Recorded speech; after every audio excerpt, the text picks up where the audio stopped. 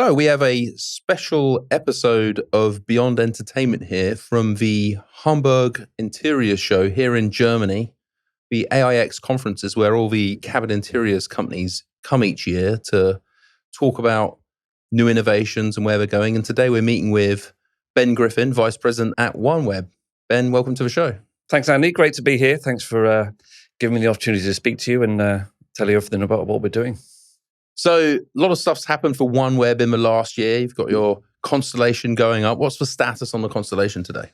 So we're 19 launches in, 634 satellites now launched, which is 634. 634, wow, which is congratulations. Thank you. Yeah, it's a tremendous accomplishment, really, when you consider the ups and downs we've been through. Not least the pause in launches that were caused by, let's say, geopolitical events. And actually to get back on the launch cadence, which has allowed us to get to this point. So we've got all the satellites we need in space now to go global towards the end of the year. We're completing all the ground rollout for all the ground gateways and things. So we're looking in great shape for aviation services later this year, early next. Really excited about it. That's when the constellation will be online. Yep.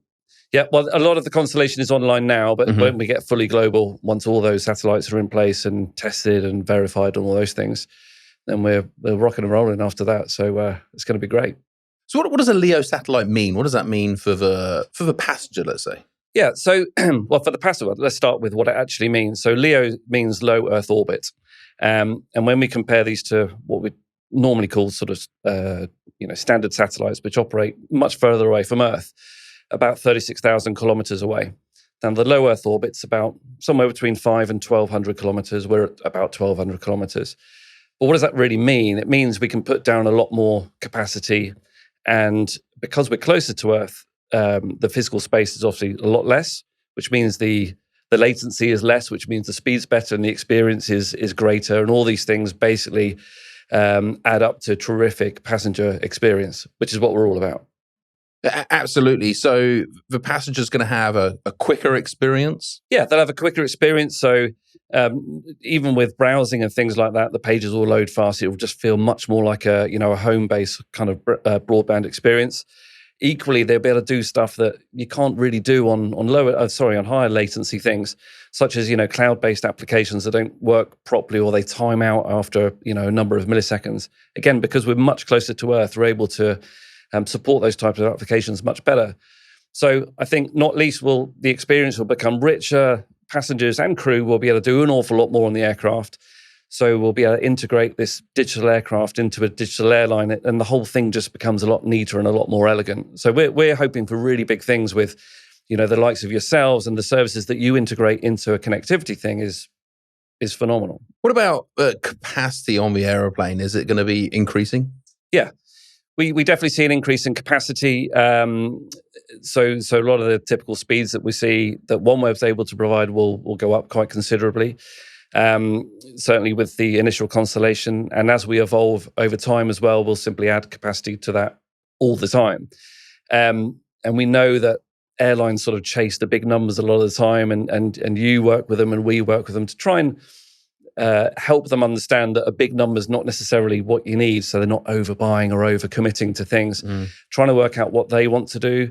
They know their passengers better than we do, and maybe better than you do as well. So trying to buy the right kind of service and make sure that they're procuring a brilliant connectivity service for their passengers and indeed for their crew, rather than just going for the big numbers every time, which we can support, and we'd be very happy with that. But we think, we'd like to help airlines really understand what they actually need and build their journey from there, rather than just going in with big numbers. So there's 600 satellites up. There's a roadmap then to move forward from there. What does that look like? And what does that mean to the airlines? Yeah, so we see more and more in interviews, in articles about, IFC needs to mature and it needs to get better and all these things. And we agree. I've never heard anyone say every flight they've taken, they've had a great connectivity experience, right? It just doesn't happen. And there's multiple reasons for that. But once you get to a position where the capacity you're providing is sufficient, you've got to stay on top of the game. You can't just say, "Oh, we've done it now," because 2 years later, there's more people coming through. The sort of the younger passengers now will become the business travelers of 5 years' time. So it'd be a bit folly to sit around and sort of say, "Oh, job's done now. We'll go and do something else." You've got to look for the next evolution of satellites, of capability, of capacity. And that's a continual thing, which is really good in low Earth orbit because our satellites last somewhere between 5 to 7 years. So we've got the opportunity to continually refresh the payloads on our satellites to make sure they're meeting the demands of tomorrow's passenger, rather than just sort of saying, okay, we're done now, and away we go. But you see many of the satellite operators today continually, looking to refresh their fleets. But in GEO, it's very expensive to do. And like I say, it's one of the convenient factors of having a relatively lower life expectancy on the satellites, so we can refresh that technology. You've heard a lot of companies, ourselves included, talk about multi-orbit, this combination of LEO and GEO. What are your thoughts on that, Ben? I think multi-orbit is a really interesting notion. And, because LEO, low Earth orbit, is very new, there's probably a little bit of, will it work properly? What sort of service will it bring? So in one hand, it could be some sort of risk mitigation or perceived risk mitigation going into, baby steps into LEO and having this, GEO backdrop, if you like, to support services to make sure that they've got comfort and confidence in deploying these sorts of things. But I think having multiple avenues to address multiple use cases makes a lot of sense until LEO maybe matures and everyone gets comfortable with what it can do. And like I said earlier, we're very confident it'll do everything that we set out for it to do, and it will just get better as we go on. So I think multi-orbit's definitely got a place. I do think it will evolve into more of a LEO only or predominantly LEO thing for as we go through the decade. We've seen that the airlines are now having to look at the new electrically steered antennas, the ESA antennas. Mm-hmm. Is that what's needed to access OneWeb? It's the most efficient way of doing it. These satellites, as well as being quite close to Earth, they're moving very quickly. So they're constantly moving at about 27,000 kilometers an hour. So they are shifting. Really moving. Yeah. And if you had a mechanically steered array antenna trying to track these things, it may be able to lock on, but we're switching satellites quite frequently as well. So it would not cope very well with that. And we've tested a number of them, and we just find they're suboptimal, really. And because there's always satellites pretty much straight above from an aircraft, ESAs are perfect for this. All they have to do is look up, really, at much lower profile. So, a handful of inches above the fuselage. It's a really, really neat solution. I know you'll be showcasing some of the stuff here at Aircraft Interiors on your stand. The technology is great. And it's no longer 3-4 years away, which is, what was being said at Aircraft Interiors last year, right? It's here, it's now, it's being certified, it's being delivered. So it's great stuff, and it just enables so much more. And it's LEO GEO capable, going back to your multi-orbit point just now. So we're really excited about it, and it's definitely being adopted across the board. But where LEO's concerned, it really harnesses the power of our network and makes sure we deliver those many megabits per second to the aircraft and therefore the passenger and the crew to use that stuff. Now, you talked about your satellites are moving, whereas the geostationary satellites were kind of in locked position. One of the things that really impacted on the geo satellites was coverage, specifically of a polar coverage. This is something that you solved? It is, yeah. So the way they move around the Earth, they move in a polar orbit. So they go over the top and around the bottom. They continually do this all day, every day for 6 or 7 years. And as the Earth rotates underneath, these satellites obviously take a slightly different coverage path every time they go around. So we've got coverage over the poles, over the oceans, everywhere, frankly, with our satellites. So, and you're right, in geostationary, they can only really focus on on an equatorial orbit on a certain part of the globe, and they just can't reach the top. It's physically impossible to do so. So, not only will we provide coverage over the polar regions, we'll also provide consistent coverage. It's full power, right, full beans coverage over the poles. So it's not just it's quite good and then it sort of rolls off. This is the full beans all the way across the top. So if you're a passenger now, previously you'd have noticed as you go higher and higher in longitude, latitude, it would drop off as you would get pretty high up, and you would have big spaces of time with no coverage whatsoever. That won't be the case with a OneWeb network. Absolutely. So I live in the United Arab Emirates, right? So a lot of the flights, when I come to California, for example, I mean, you're out of service for 3-4 hours, and that's quite a long time when you're, someone like me who likes to be connected on an aircraft, right? So this will be a thing of the past where there'll always be connectivity there all the time, and it's great. Not everyone wants to use it. I understand that, but the option's there. And it's great if you wanted to be connected, if you're doing a piece of work or playing a game or whatever it is that you're being connected for, you can continue to do that. It's really game changing, I think. When do you think we can start to expect to see an aeroplane OneWeb enabled with passengers on it? So as I mentioned earlier, the network will be available at the turn of this year. Really, it's down to the certification of the terminal, so the ESAs. So they'll be certified in the early part of next year. So I'm confident the sort of March, April timeframe we'll start to see some next year, equipped aircraft. Yeah, and the good work that Panasonic are doing, and I'm sure we'll see a fairly steep curve of installs from that date, and will really accelerate through 24, 25. And it's just going to be a great thing to see, or not see these terminals on top of aircraft because they're such low profile. But passengers, I think, will definitely notice the difference. When we talk about low latency and things like that, it doesn't mean a lot to a lot of people. But when they use it and they experience it and things work, when things just work, it's a great feeling, right? And not many people comment on things when they just work. They like to complain when things don't work. So this is the utopia we're trying to get to. Everyone's happy. It'd be nice if they said, yeah, that OneWeb stuff's pretty good. Yeah, it's always been that aim to have the at-home experience in the aeroplane, and connectivity has always felt a few generations behind. It's either slow or it's disruptive. We really feel that with this new network, there's going to be better, faster, more reliable connectivity throughout the flight.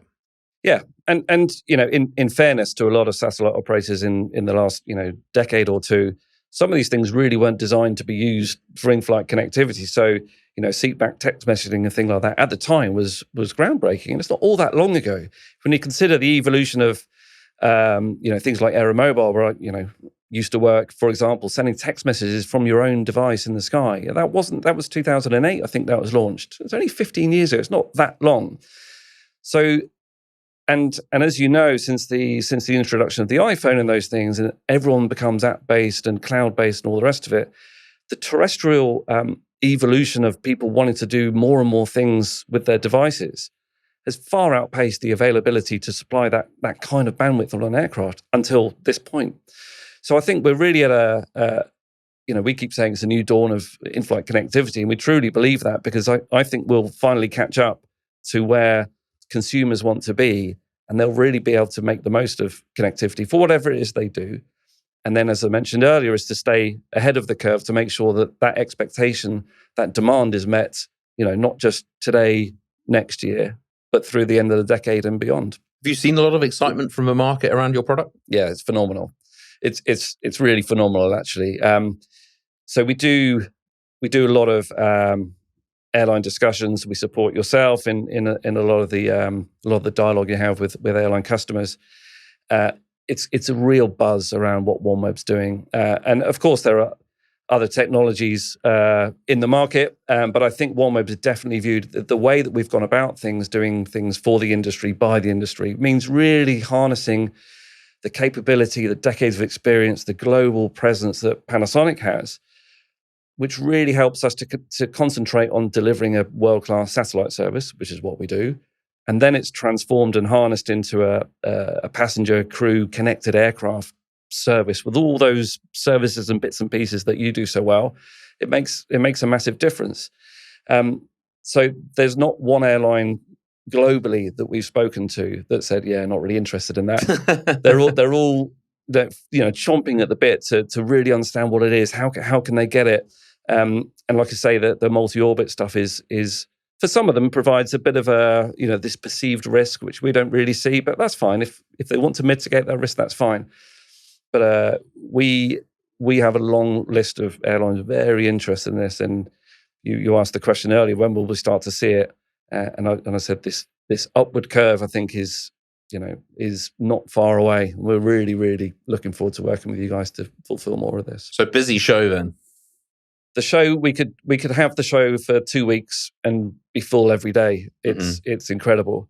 And we try, we are a wholesaler. We work through people like yourselves, and we want to support you in your meetings with a bit of OneWeb expertise. That hasn't stopped airlines coming to us, hey, we want to talk to OneWeb as well. It's like, well, that's fine, but don't forget this is how we do business. But all day, every day for 3 days, it's chocker, which is great. And we're not, it might come across as arrogant. It's not meant to be. We are going and seeking airline meetings, but we're getting a lot of airlines coming to us and saying, hey, we want to meet. We understand more about this, the technology. How does it work? When can we integrate it into our fleets?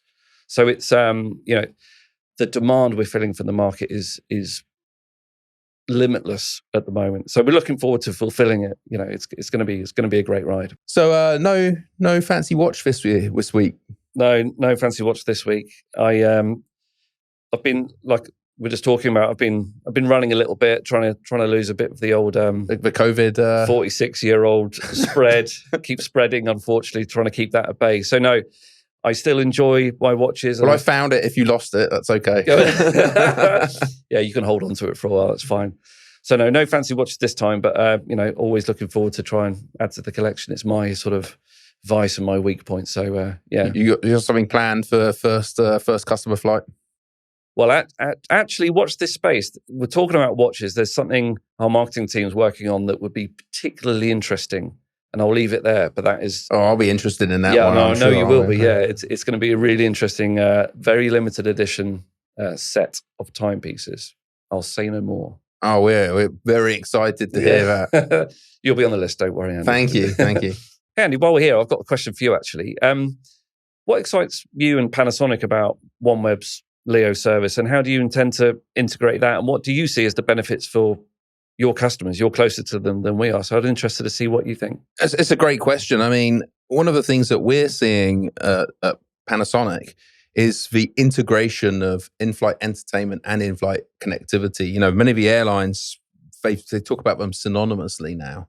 And what we're really interested in is the connected seat back. So how does the seat back present itself to the passenger, the consumer, who are demanding more, requesting more? They want that connectivity experience. They're at home with their smartphones or their smart devices or their smart TVs.